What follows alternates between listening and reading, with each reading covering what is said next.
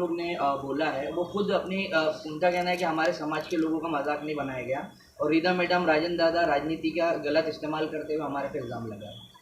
Ridha madam राजन दादा ही तो हक के लिए बाहर उतरे। जैसा वीडियो हमारे सामने आया हम वीडियो पे उतरे। हमने मन बना कहानी नहीं बनाई, हमने वीडियो दिया मीडिया को और हमने तब बात की। हमने खाली स्टोरी नहीं बनाई या हमने जो दिख रहा है उसको अंदाज़ा नहीं ये लगाया नहीं, जो दिख रहा है उसी पे बात की।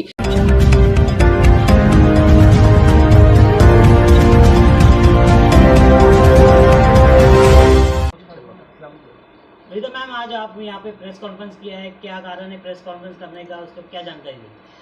सभी को अस्सलाम वालेकुम, नमस्कार, जय भीम। प्रेस नहीं, आप लोग से मिलना था, बस ऐसी बातें करनी थी। बहुत सारी बातें शहर में होती है तो मैंने कहा कि मैं भी बातें करूं। प्रेस कॉन्फ्रेंस क्या होता है वो उनको मालूम है, बस मुझे तो मुलाकात करनी थी, कुछ अपनी दिल की बातें और कुछ बातें आप लोग से करनी थी, तो मैंने आप लोगों को बुलाया। तो आपका सबका स्वागत है और आप लोग सब लोग आए उसका शुक्रिया।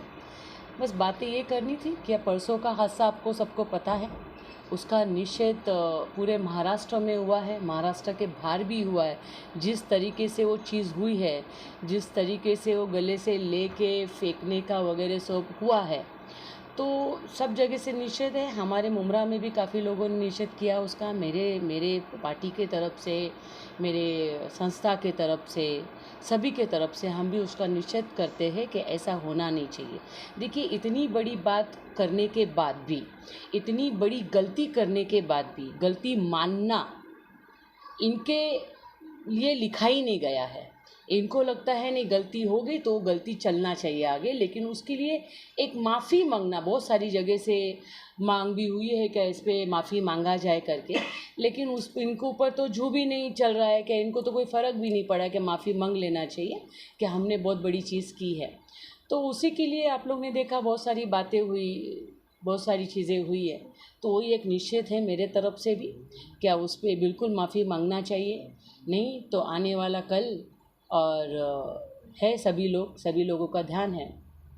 मुझे तो लगता है क्या आमदार साहब समझे ही नहीं है कि उनका आमदारगी का काम क्या होता है, आमदार क्या होता है, आमदार क्या काम करता है, आमदार किस तरीके से शहर के विकास के लिए काम करता है।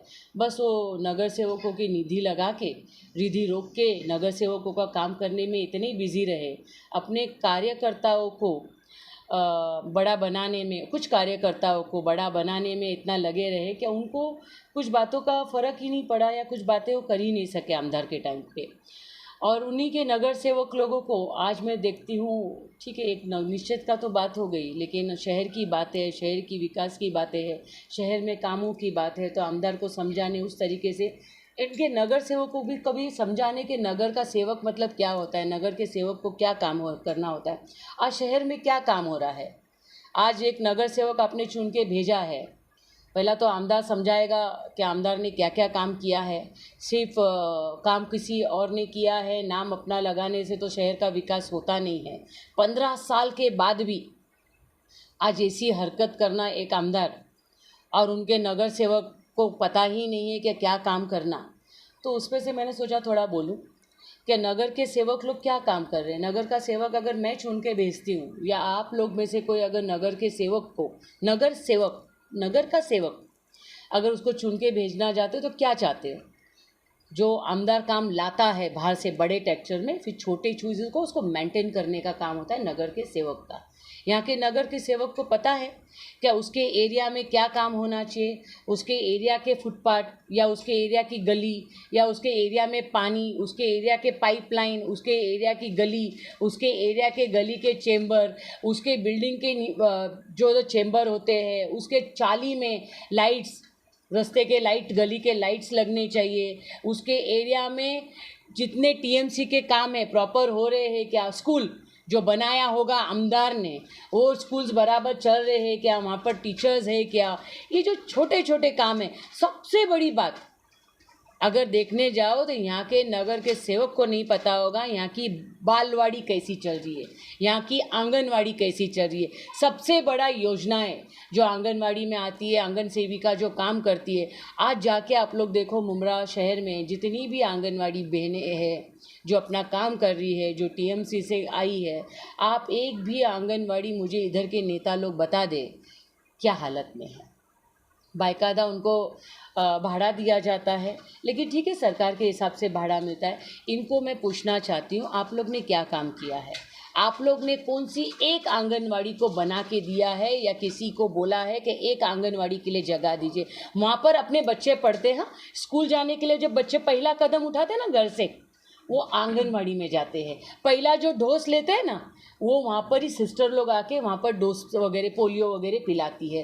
कहाँ है, इनको पता है कि सेवक का काम क्या होता है। ये लोग पगार लेते हैं, जनता इनको चुन के भेजती है, इसका मतलब इनको जनता के लिए फुकट काम नहीं करते।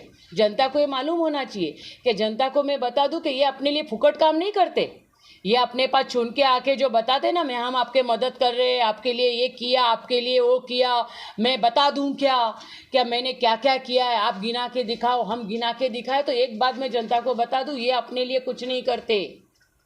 इन्होंने अपने लिए कुछ नहीं किया है, जो किया है जनता ने इन लोग के लिए किया है। पहली बात तो जनता ने इनको चुन के भेजा, वहाँ से इन लोग महीने का सैलरी लेते हैं, बाकी के भी बहुत सारे सुविधा लेते हैं अपने लिए काम करने के लिए। अपने टैक्स के पैसे से इनको सैलरी मिलती है, इनको और भी बहुत कुछ सेवा मिलता है। लेकिन इन्होंने हमारे लिए क्या किया, जो चिल्ला चिल्ला के बोलते, मैंने एक दो वीडियो देखा है। तो ये जो एहसान जताने का काम करते ना, तो जनता का टाइम आ गया है। जनता इनको दिखाए कि तुमने हम पे एहसान नहीं किया, हमने तुम पे एहसान किया कि आपको चुन के भेजा। 15 साल का हिसाब आपको लेना चाहिए। जिस तरीके से छोटी छोटी बातों पे हमारी बेइज्जती होती है। मेरे को अभी एक किस्सा याद आया परसों के बाद जब हुआ। मैंने भी, आप लोगों को सबको पता है कि मैं कब्रिस्तान के लिए लड़ी। मैं कब्रिस्तान के लिए सभी पार्टी के लोगों को देखो, पहला काम बनता है हमको सबको लेके समाज के काम के लिए जाना है। वहाँ पर पार्टियों का काम नहीं आता है, समाज के सभी लोगों को मिलके काम करना है। तो कब्रिस्तान के लिए जब सभी पार्टियाँ लड़ रही थी, छोटी बड़ी सब पार्टियाँ लड़ी थी, जब हियरिंग रखा गया था हमारे मंत्रालय में, तब मैंने सभी पार्टियों को लेके गई थी। सभी पार्टी के कार्यकर्ता नेता लोग चले थे, लेकिन उसके बाद एक गाली पड़ी थी। आपको सबको याद होगा, अभी भी वो यूट्यूब पे है, आप लोग ने चलाया हुआ एक वीडियो है, क्या जो भी कब्रिस्तान की मांग करने के लिए जा रहा है या जो भी कब्रिस्तान का मांग कर रहा है वो हरामखोरों की औलाद। ऐसी एक गाली पड़ी थी। उसके बाद आपने देखा एक कार्यकर्ता को ही मार रहे हो। ऐसी बहुत सारी हरकतें हैं, बहुत सारी चीज़ें हैं। तो मेरी रिक्वेस्ट है जनता से या अपने लोगों से, क्या प्लीज़ इस बार ध्यान रखें और ये सब चीज़ें नहीं होनी चाहिए। ये बेइज्जती बस हो गया, बेइज्जती वाली बातें नहीं होनी चाहिए। और करने के बाद भी ये जो माफ़ी नहीं मांगते और ऊपर से ज़ोर से आवाज़ बताते हैं ना, प्लीज़ इनसे डरो मत।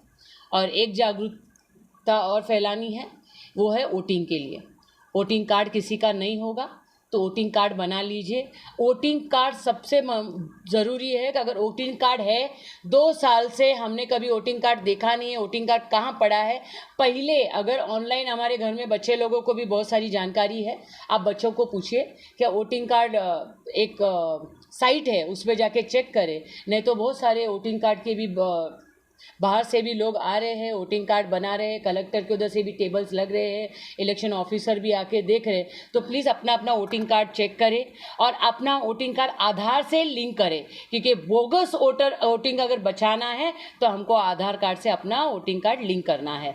तो इसलिए बहुत सारी बातें हैं, बातें तो आगे करते रहूँगी और बस चल रहा है। तो इतनी बात करनी थी। वोटिंग के लिए काफ़ी जोर है, वोटिंग कार्ड अपना बनाएं और वोटिंग के लिए सबको निकलना है। और इंशाल्लाह इस बार वोटिंग का हर लिमिट मुमरा से सबसे ज़्यादा होना चाहिए, इस पे ध्यान रखें।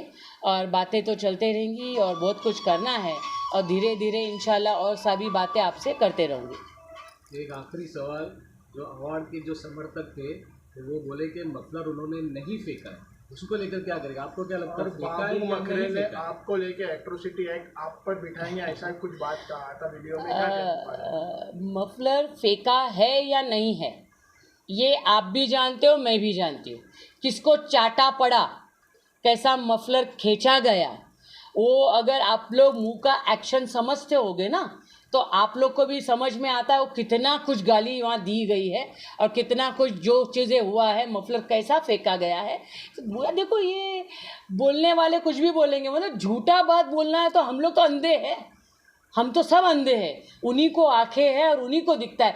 आज महाराष्ट्र से आवाज़ उठ रही है, आप और मैं नहीं उठा रहे हैं, खाली मुमरा वाले नहीं बोल रहे, पूरे महाराष्ट्र में आंदोलन हो रहा है, पूरे महाराष्ट्र से इन पे निक्षेप किया जा रहा है। तो महाराष्ट्र क्या अंधी है क्या? महाराष्ट्र को दिख नहीं रहा है? एक मिनट फिर ये हो गया। और बाबू मकरे भाई जो है वो कौन से पार्टी में है? वो मुझे लगता है वो हमारे साथ के यूटी वाले में है। तो देखिए अभी किसका क्या क्लियर है, क्या क्लियर नहीं है, कौन कहाँ जाके बोलेगा। पहले पुराने वाले एट्रोसिटी का जवाब दे दे, फिर नया का तो करो ना, उनका हक है वो करे।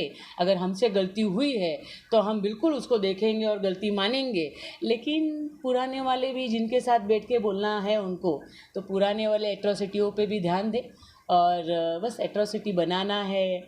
और अगर हमारे पास कोई हक है उस चीज़ का इस्तेमाल करना है तो बिल्कुल करें। वो है देखने वाले और ध्यान देने वाले, वो तो आप लोग के सामने, सबके सामने है सब चीज़ें, तो वो देखेंगे। और मकरे साहब, मकरे भाई क्या बोले हैं, मकरे भाई को बोलने का हक है और मकरे भाई बोले हैं तो मकरे भाई बात भी करेंगे। आप कुछ बोल रहे थे?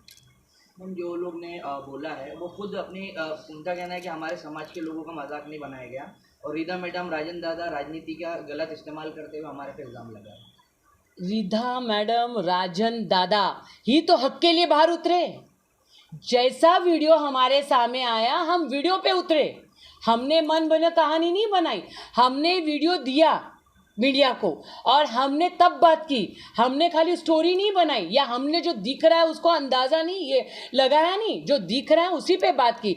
तो राजन दादा हो, रिदा रशीद हो, बाकी के सारे लोग हो, हक की बात सब करेंगे, हक की बात होगी वो सब करेंगे, ना ही किसी से डरते हुए। हक की बात होगी वो हक की बात होगी, और जो हक की बात वहाँ दिख रही, किसने किसकी बेइज्जती की है वहाँ दिख रही है, और एट्रोसिटी जिस पे बनना चाहिए। तो बाबू मकरे भाई को रिक्वेस्ट है, तो ठीक है, हम हमारे लिए आप क्या कर रहे हो आप जाने, लेकिन जिस तरीके से बेइज्जती हुई है उस पे भी बात करें और उस पे भी ध्यान दिया जाए। जनता आपको देख रही है, जनता को ये मत समझिए कि किसी का आँख बंद है, जनता का बिल्कुल ध्यान है। तो एट्रोसिटी जिस पे बनना है इंशाल्लाह उस पे तो बनेगा। और बस बनाने वाले लोग पहले का जवाब नहीं दे रहे और अभी कुछ बनाने की बात कर रहे, बस उनकी नेकी उनके साथ, अपनी नेकी अपने साथ। तो बस इतना ही बोलना था। शुक्रिया।